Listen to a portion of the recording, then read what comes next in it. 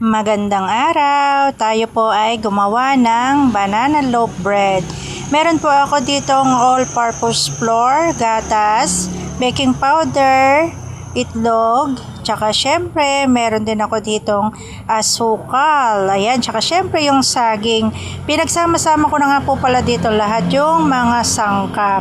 Yung baking powder at tsaka yung all-purpose flour. Ayan po yung mga saging ko. Tsaka yung mga iba kong panangkat, tsaka yung mga cheese dyan. Ito, may gatas. Panglagay po natin dito sa ating banana loaf bread. At eto, nagmix na po ako dyan. Nilagay ko na po dito yung all-purpose, tsaka baking powder. Nilagyan ko din po ito ng 3 itlog. Ayan. Syempre dito, i-mix na po natin lahat yung mga sangkap. Nilagay ko na rin po pala yung gatas dyan. At saka yung asukal ko na 1/4, 3 saging.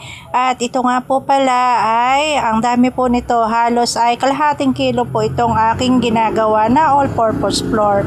At syempre, lahat po dito ng sangkap ay pinagsama-sama ko na yung saging. At saka nilagyan ko po ito ng tubig. Kailangan yung paglalagay po ninyo ay yung medyo may hindi naman sobrang kunat at hindi naman sobrang labnaw. Ayan, ang tubig ko dito ay syempre tansya-tansya lang at siguro meron po itong 3 basong tubig. Ayan, tansyahin nyo po yung makikita nyo sa lapot at labnaw ng aking ginagawa. Ayan, ganyan po dapat ang maging resulta. At syempre dito, lagyan nyo po pala ng oil yung inyong pan para hindi mamakat yung inyong mga gagawing banana loaf bread. At syempre dito sa ibabaw naglagay po ako ng cheese. Ayan, syempre ready na to sa pagsasalang natin mga lalabs. At eto nga po pala, ayan, nilagay ko na ito sa steamer. Ready na po siyang pasingawan. At eto, syempre nung kumukulo na, tingnan po natin kung ito ay luto na. At tingnan po, kumuha po kayo ng toothpick. Syempre susundutin nyo yan. Pag hindi po na makat dito sa toothpick, ay luto na po yan. Meron siguro mga kalahating oras to 40 minutes. Ayan, luto na po ito. Mabilis lang naman ito maluto mga lalabs. At eto nga po, ako ay nakaluto na. Ready na tayong kumain. Ayan.